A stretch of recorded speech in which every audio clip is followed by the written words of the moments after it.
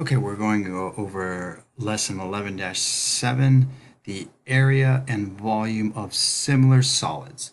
So you're going to have two figures here that are similar in shape and size, and there's going to be a relationship between the side lengths, the surface area, and then the volume. They're all kind of different relationships here.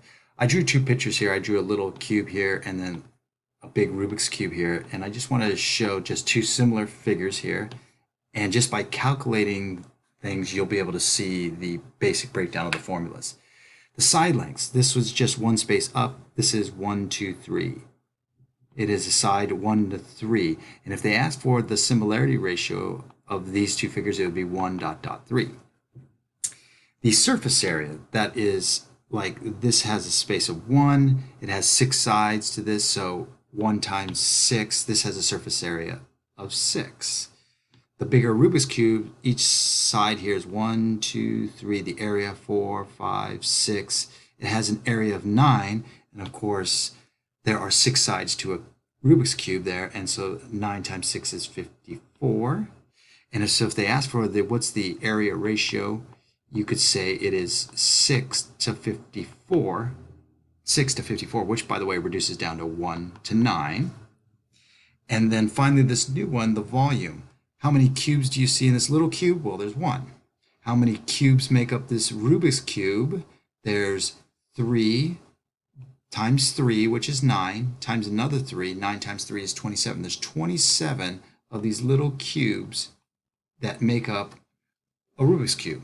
So when they ask for the volume ratio, you would say 1 to 27. And you should be able to see the relationship between the similarity ratio, the area ratio when it's reduced, and then the volume ratio. Those numbers are all related to each other, okay? And let's go ahead and fill in their notes here. 11-12, if the similarity ratio of two solids is A to B, so they don't give you numbers, they just give you letters, A to B, or it could have been 1 to 3, but they're giving you A to B, then the area is not 1 to, or A to B, it's going to be A to B, but in the two-dimensional world, like area, you got to square it. If I wanted to get to here, I've got to square the 3 to get to 1/9. When you go to volume, you take the A and the B and you cube it. So to go from here, 1/3 to 1 to 27, you had to cube those numbers, okay? And that would be the new major idea because you are now in the 3 dimensions. You grow one way, you're 3 times bigger this way, you're 3 times bigger this way, and you're 3 times bigger a third way.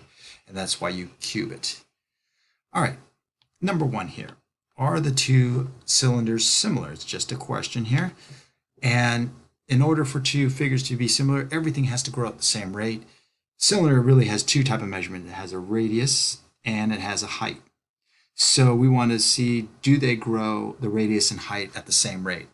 And all you got to do is do a ratio comparison. Is the radius 6 to 5? Is it equal to the height of 12 to 10? And in this case, yes, it is, because 12 to 10 reduces down to 6 to 5. So you would say yes, they are similar. And they also want to give you the similarity ratio. Well, it would be 6 dot dot 5 for that one.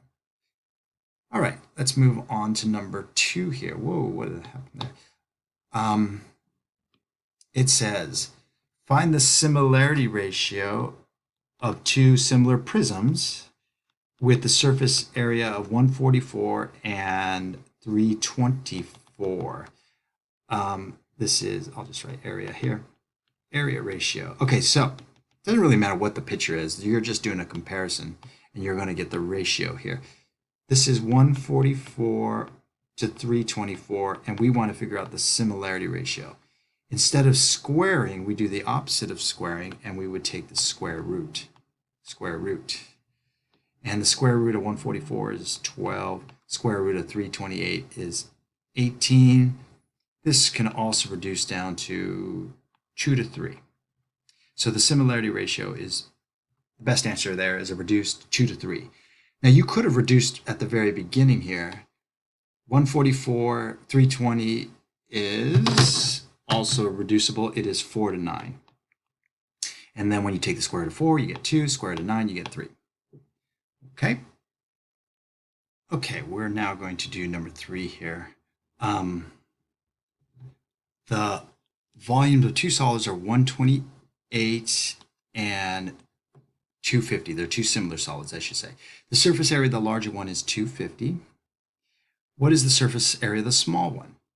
Well, it seems like we can just take area and volume and just kind of do a proportion. This surface area to that surface area is equal to this volume to this volume. But in actuality, you're going to have to take an extra step. We're going to need to figure out what is the side ratio first, and then we can do a side to side, area to area.